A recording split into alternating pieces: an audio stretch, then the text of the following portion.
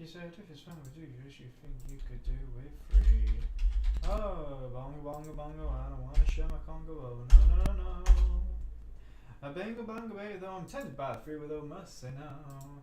I don't want my waifu staring daggers at me, I make it clear.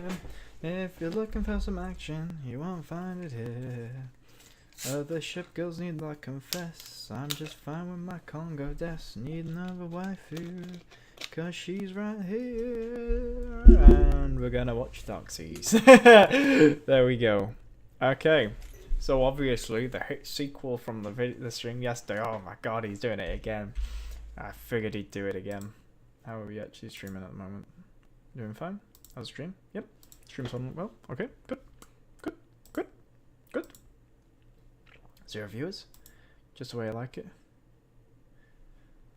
Spitfire. It's called in some military. That's because I am. Anything else? Okay, I don't know why. Nice. Okay. Right. Congo bongo bongo. So obviously, this is a video on Dark Seas. Dark Seas is criticized. Animarchy does not like Dark Seas, and neither does Track the Film.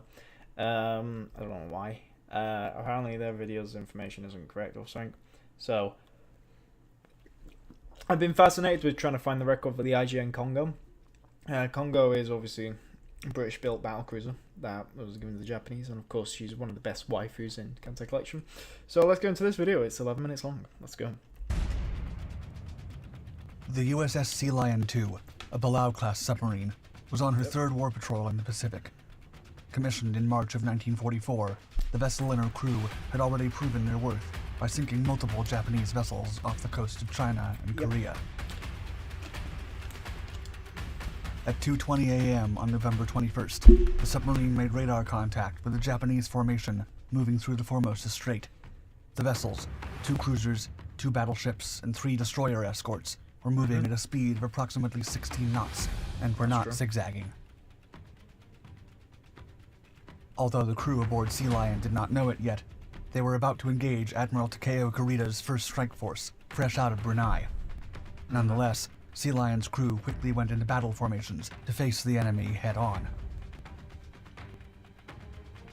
Because they were legging Their first target was Congo, also known as the Indestructible Diamond, one of the Imperial Navy's that most was the heavily armed and wrong armored. photograph of Congo. That is a... Is that even Congo?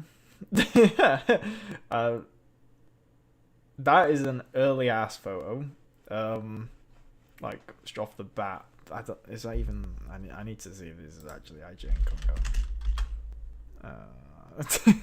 I just want to see if they got it off like Wikipedia. Yeah, okay, that is Congo. They just got it off Wikipedia. They're like, hey, let's get the first image. Okay, sure they could have. Although it would have been better. I mean, it's better than them showing a bloody anime girl being like Congo. So. Also known as the Indestructible Diamond, one of the Imperial Navy's most heavily armed and armored battleships. The odds were against Sea Lion II, but her crew was confident they could pull it off. The Gato class was more armed, and the Yamato class more armed. Congo is actually relatively under actual. The Congo USS Sea Lion II SS. The Congo class were actually very under armored compared to the actual most countries. Because I believe they had 12-inch guns, the Congo class, as opposed to most countries at this point, which had probably 15-inch was standard, but obviously a lot of people use 16. 16, I think, was the most like common that people used because 16-inch was like, yeah, most actual effective. Then you get into big territory where the gun just breaks after like 5 uses. After that, anything above 16 inches. So, and 14 inches was quite a European one. But 15 inches was the 15 and 16 inches were the gun sizes that most people went to, and I don't believe Congo class actually had any 14 or 15 inch guns. So yeah. 315. The United States Navy's Palau-class submarines were an improved version of the earlier Gato-class submarines.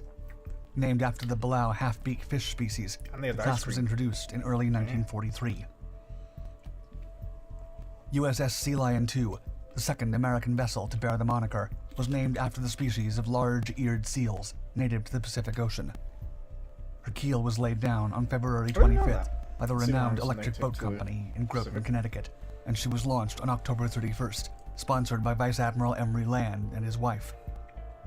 This submarine is sponsored by Vice Admiral Emery. The second Sea Lion was officially commissioned 5 months later, with Lieutenant Commander Eli T. Reich at the helm. I don't know. The Below-class diesel-electric submarine had a length of 311 feet, a beam of 27 feet, and a maximum draft of 16 feet. What happened to her after the war? She displaced 1,526 long tons when surfaced and 2,463 tons when submerged.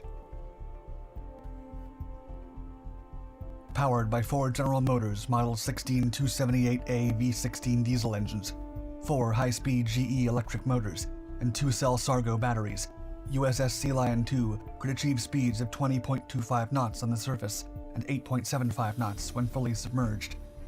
In addition, the submarine boasted a maximum range of over 11,000 nautical miles at a speed of over 10 knots. Show me the Japs. The submarine had a complement of 10 officers and over 70 enlisted men, and was armed with 10 21-inch torpedo tubes, 6 tubes forward and 4 aft, carrying a total of 24 torpedoes. And to counter enemy aircraft, she was armed with a 5-inch 25 caliber deck gun, Oerlikon 20mm anti-aircraft guns, and Bofors 40mm guns. First war It's patrols. just about the goddamn frickin' sub. Are you kidding me? Sea Lion II engaged Japanese vessels for the first time I swear on to June God, if they're 23, gonna have, like, 1944, the two ones, after arriving at the Osumi Gunto Island group located south of Kyushu. However, she did not score any hits and had to maneuver to escape the enemy's depth charges. The vessel then joined another hunting party of submarines and approached the Korean peninsula to track down Japanese ships. On June 28th, she claimed her first victim, after she sank the naval transport Sansei Maru off the shores of Tsushima Island. No, wait. The amount of Marus the Japs had. Well, like 2 many, days so I later, don't even the know. submarine used her deck guns for the first time to sink a sampan in the Korean archipelago. Sea Lion II then made her way to the coast of China to patrol Shanghai, where she intercepted a convoy south of the Four Sisters Islands on July 6th.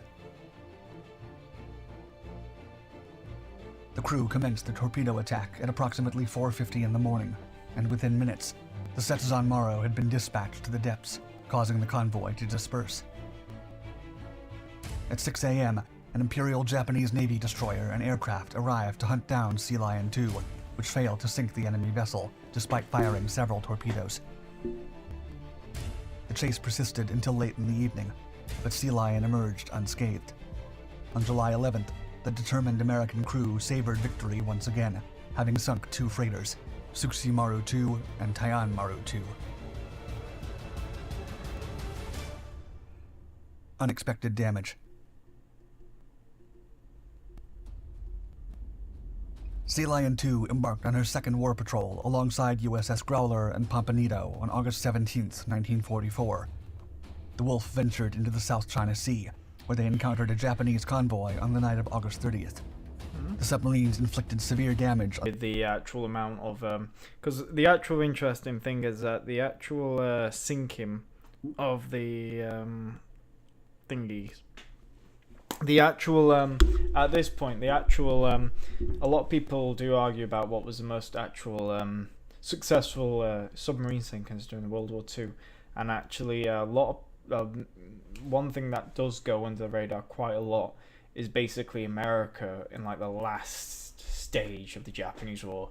They were just sinking everything that was coming out of Japanese ports. They were just like, because they got their submarines and the torpedoes working, and they were just going like ham, just sinking everything. You know, they were literally starving Japan to death.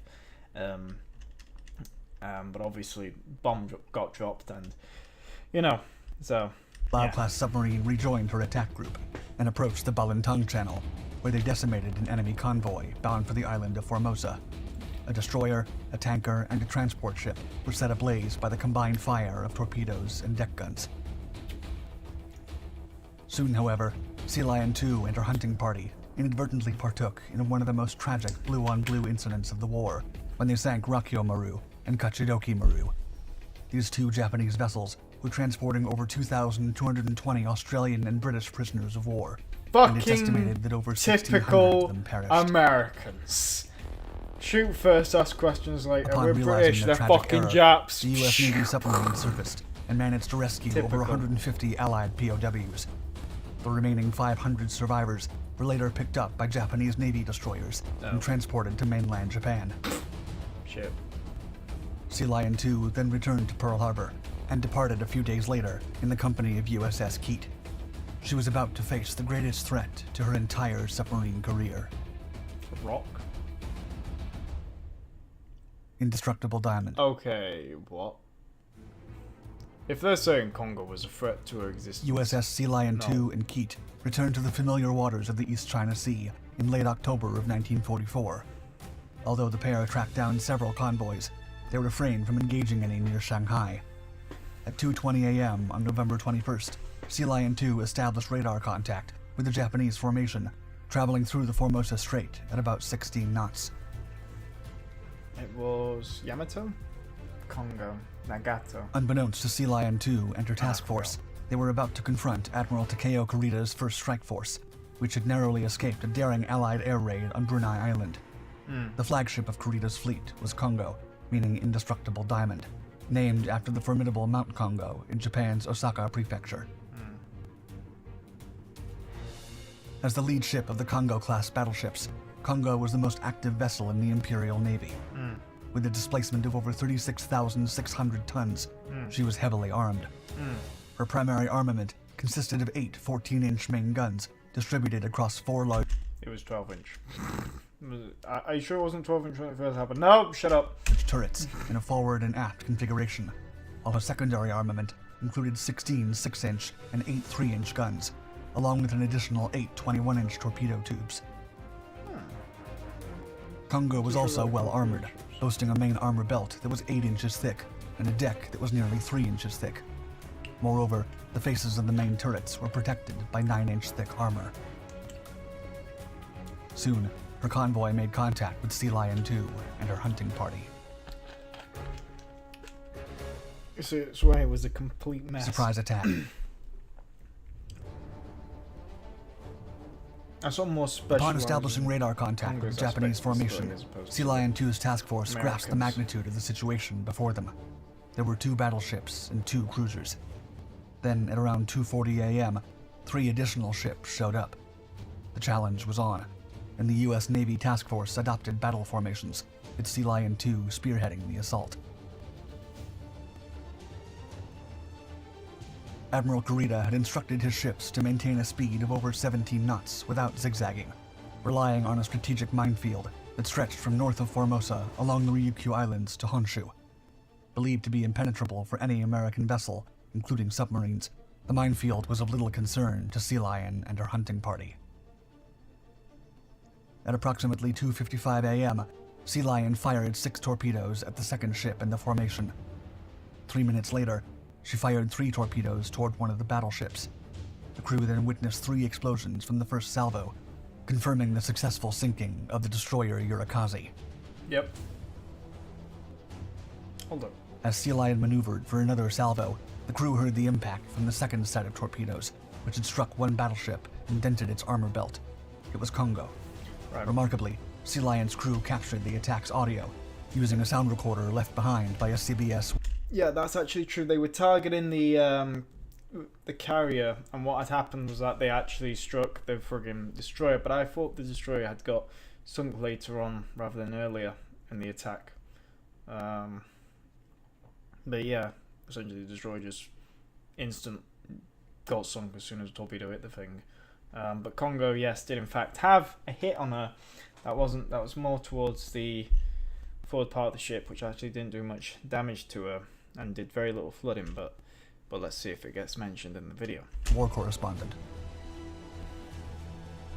The submarine then reloaded as Admiral Kurita's task force began zigzagging to evade incoming torpedoes. Yep. Nevertheless, the U.S. Navy submarines relentlessly maintained pressure and strategically pursued their quarry. Yep. There was no way out. Sinking Congo. Sea Lion's crew initially believed they had only dented Congo's thick armor, but the damage inflicted was far more severe, and the formidable vessel began flooding at an alarming rate. It was 3:10 a.m., and Kongo's crew knew the end was imminent. Even so, the crew and the rest of Kurita's force continued to sail following their Bushido principles, dropping depth charges and employing every possible tactic to destroy the enemy pursuing them. I can't understand why people don't actually At 4:50 a.m., Kurita's task force split into two groups to distract the submarines. Sea Lion went after the slower group, which quickly lagged behind due to Kongo's flooding. Because it's not exactly, you know, it's like, oh, they got hit and Congo's screwed. And it's like, yeah, but it's not, there's more aspects to why Congo got screwed. Holy shit, there's like 50 seconds of the videos left. Battleship's speed gradually diminished until she was left motionless in the water. Then, at 5:24 a.m., Kongo's magazine exploded, and the ship swiftly vanished beneath the waves. Over 1,200 crew members perished, including Vice Admiral Ugaki. Sea Lion's Commander Reich, a proud Irish Catholic, then yelled, quote, "Oh, the luck of the Irish." Wow. Okay. Thank you for watching. There was a huge stuff in that story that was missed out, that explained actually, like, okay, now I can understand why people don't particularly like Dark Seas. That is as basic, and then there's that. That's like the low basic level. So what occurred was that, I'm going to bring up a picture of Congo. We're going to see. Give me a beautiful picture of her. Give me a sexy ass, this one. Because this one I always use as my reference photo. So, torpedo hits Congo, roughly here in this area. And the damage was very minimal on Congo. It wasn't severe flooding, it was slight flooding. But what had happened was that Congo was steaming at full speed. She's steaming at about 30 knots, isn't she? Yeah, she's steaming at a relatively good speed. High 20s, early 30 knots. So she's going through the water. Perfectly fine. Damage is minimal. Now try and guess what was one thing that screwed up the Japanese. That screwed Congo. Try and take one guess, and I'll give you a clue. It's the one thing that caused most their ships to sink, and was the one thing that screwed up. That resulted in Taiho sinking, Shinano sinking, most of the carriers at Midway sinking, because there's one thing the Japanese are terrible at when it comes to their ships when they take damage. I'll give you a clue. The name's in the tile.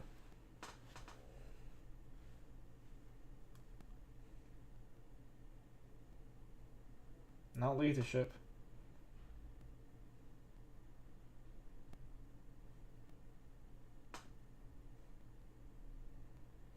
Something called damage control.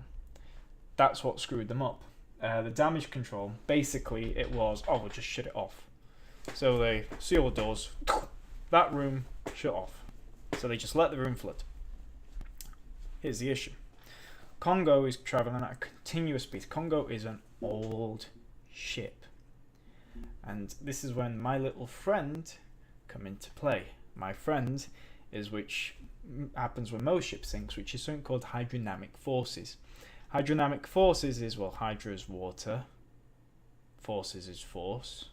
You've got a ship that's old, that's, you know, that's ancient, and it's traveling, and you've got the force of the water essentially tearing at this hull, and it is ripping this hull further. It is popping rivets, it is ripping plates, it is causing, so rather than this one compartment, that's fine, that's sealed, but the issue is the hull gets bigger, rips along the side of the compartment, next thing you know, another compartment floods, and it goes on forever because the damage control is terrible. And unfortunately, the second major issue that caused Congo to sink is, give me Google Maps a sec, is the positioning and what they did. You'll not find out where I live. Let's go over the world. Whoa!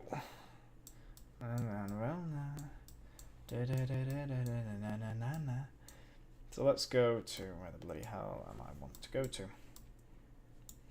Where is it? The one place that China hates. Here! Here! So Congo and the rest of the convoy are going this way. Travel along this way, they get hit by Sea Lion. And what happens is that obviously they decide to continue. They were going somewhere else, I forgot where the hell they were going. They were going to try and get their forces back to Japanese bases, somewhere over here in this area. And the issue is that basically Congo had remained with the fleet and continued going with them at full speed. If Congo had broke contact and headed straight for Taiwan, then essentially Congo would have survived. And it's actually interesting because in Kantai collection, the Shigure one, it's actually mentioned. It's an alternative. They say, oh, well, Congo actually got hit, but she went back to Taiwan for repairs, so she's perfectly safe.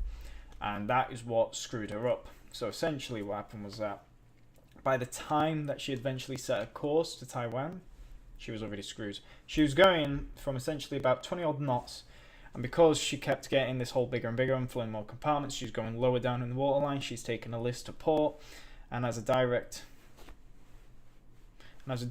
result of that, she's going slower, and her speed's going slower continuously again and again and again and again and again.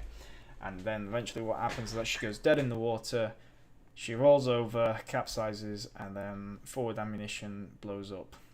The 15-inch gun ammunition just...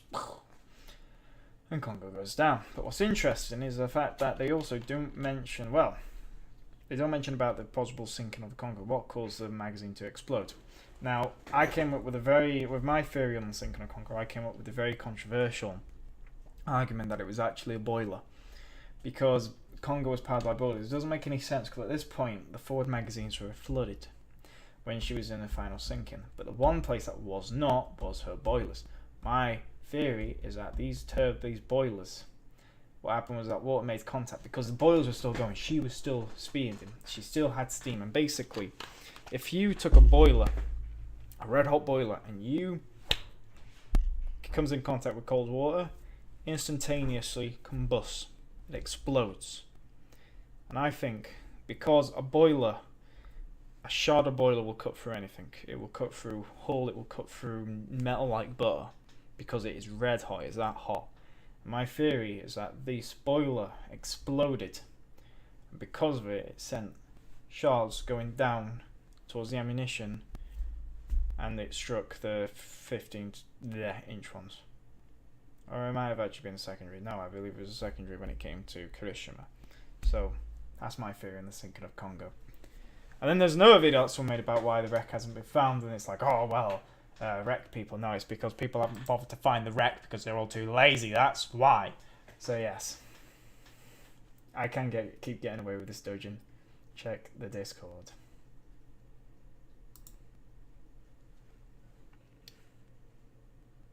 Fuck off.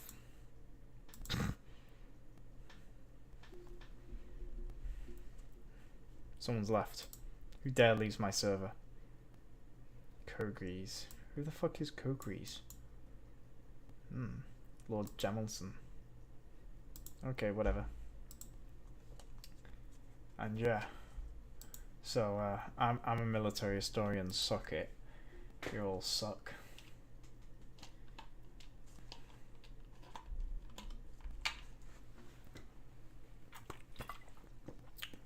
Anyway, that was that. That's all I wanted to say. That's the video. Wow, that was very. How many subscribers do these guys have? 300. Wow. Okay, so I can understand why people like Animarchy and like others do not like this channel. Mark Felton. Yeah. So anyway, that's the end of that. I'll do a new stream. Yeah, I will do a new stream. I'm going to end this stream and then do a new stream straight away.